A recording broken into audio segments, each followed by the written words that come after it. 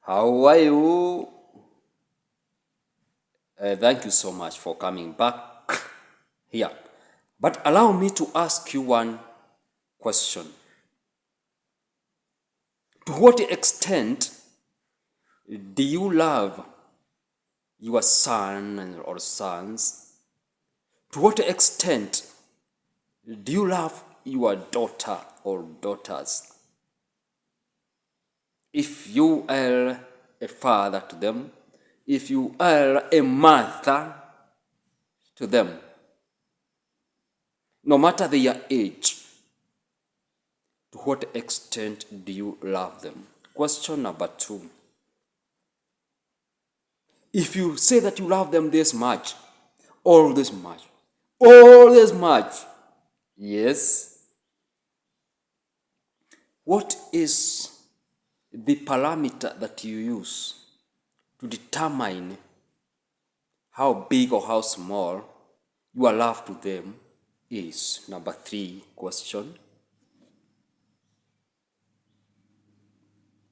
What extent of sacrifice are you willing to make in your life for them in order that their life can be good, can be happy, can be a success? I might ask a 4th, a 5th, or even a 6th or a 10th question if we get time while still in this video. So why am I asking you these questions? I'm asking you these questions because today and in this video I want to introduce to you, or rather to bring to your attention, a man whom I think you deserve to know and to follow. In case you are saying you love your son and you love your daughter. This man is none other than Ben Seto. And Seto has 2 T's, not 1 T. Mark that and mark that very well. Anyway, I'm saying that because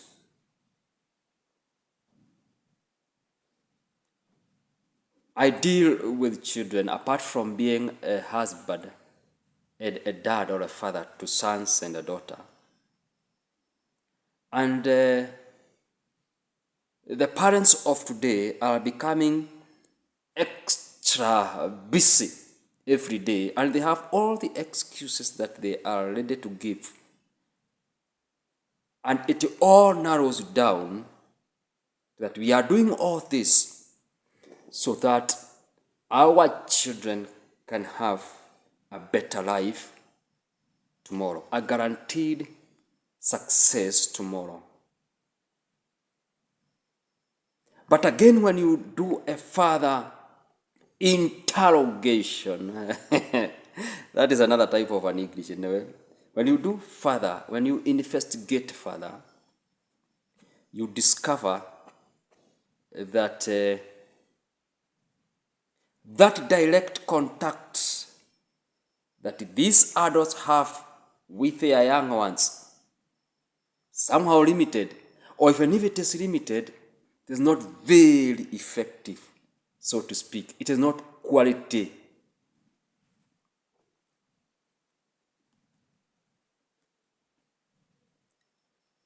And with that, I can now ask you a 4th question now.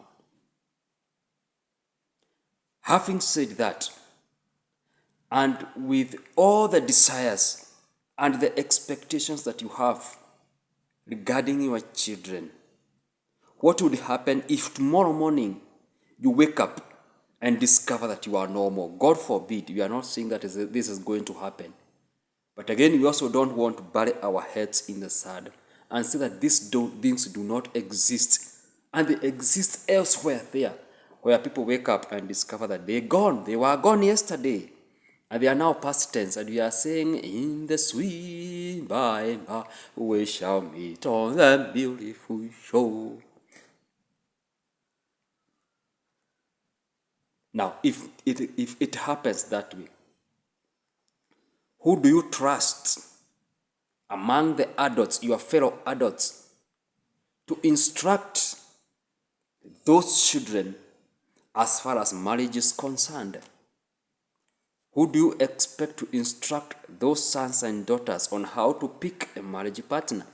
Who do you expect to instruct those sons and daughters on work? How they should behave in case they are betrayed?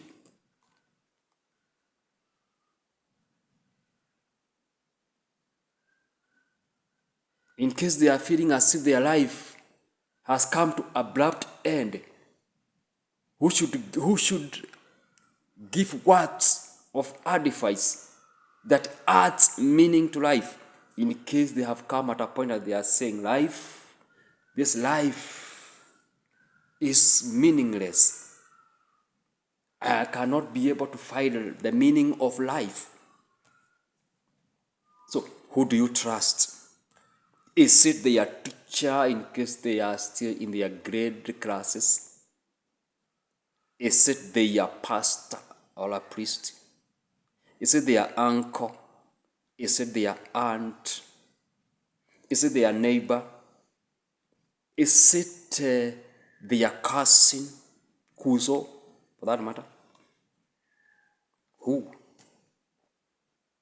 Do they even know that you are even looking upon them to model your sons and daughters in a certain direction? Or do you expect, or what? Or rather what? That is now the fourth question. Perhaps I might ask now the fifth one. But before I even ask the fifth one, here is something else, a challenge. At your age today, do you really know everything? Are there some things that you say, this one is beyond me, and you are not, don't remember? Who do you turn to? So apart from prayer and turning to God, that is now looking for what we might call the vertical help. Now, this horizontal help where you look for other human beings, other people. So who are those people that you can turn to, that they can turn to get vertical help? That is a question. And this is the point at which the man that I am introducing to you, Ben Settle, has managed to do so well, so marvelously well. To honest, I am full of confidence when I introduce him to your world today. He is a copywriter, sending a daily email all the day. And you need to subscribe to his free daily news, those free daily emails. And just read. Even though you might not even be interested in the content, look at the how. Because that how is what perhaps I would like you to adopt today. I said the other day that these 10 or so men, where Ben Settle is one of them, they have inspired me through the books that they read, how they read books and how they talk about books. And through those emails, Ben Settle does it so well, that in fact you feel as if you are a fool for having not read them, or even for having not thought about reading them.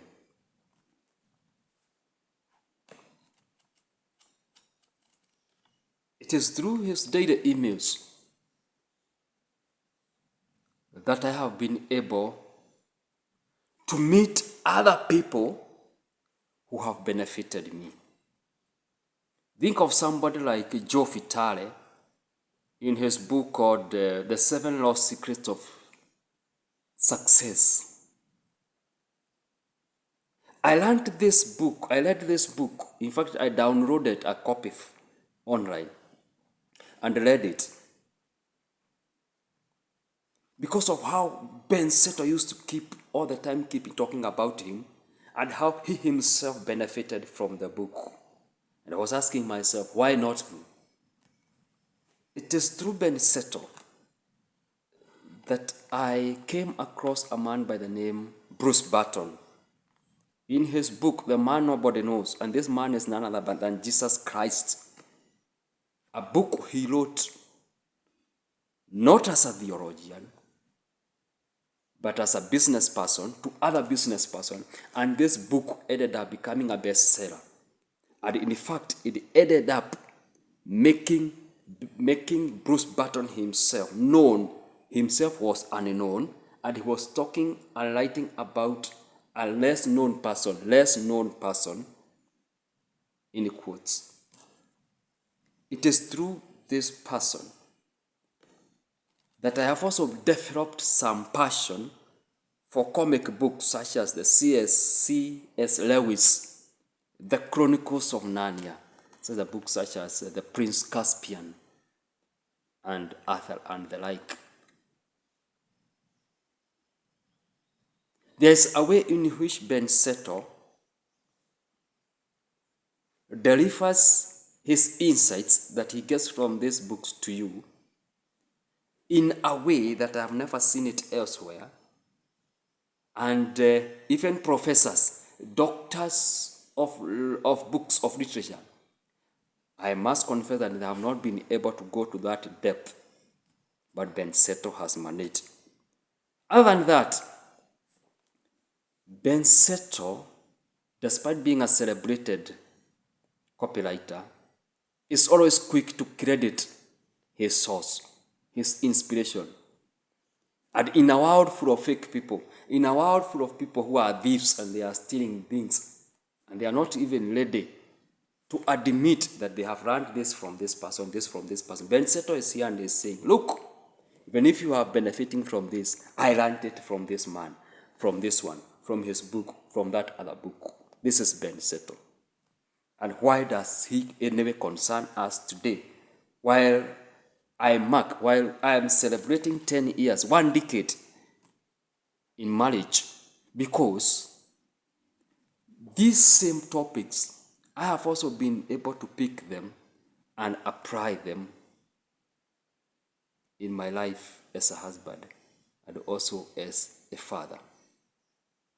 Yes, he might have been talking about business, but he is making you to think. And through that type of thinking, you say, you can also be able to apply this lesson here.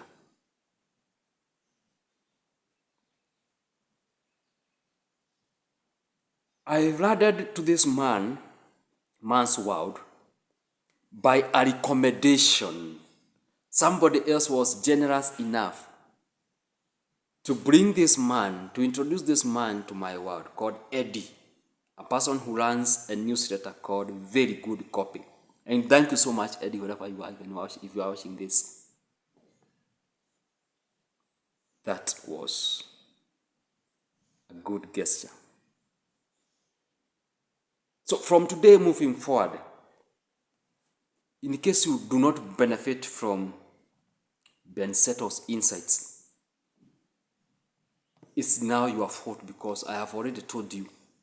Now I cannot catch you and tell you, read this book recommended by Ben Seto, read this other one, read this other, read this. You now have the time to study Ben Seto, and may he inspire you to go out in the world of books and look for so many solutions, and let your children also learn the way of searching this knowledge by looking at you as their example. But remember, you have already been inspired by Ben Seto. May God give you good health, Ben Seto. Thank you so much.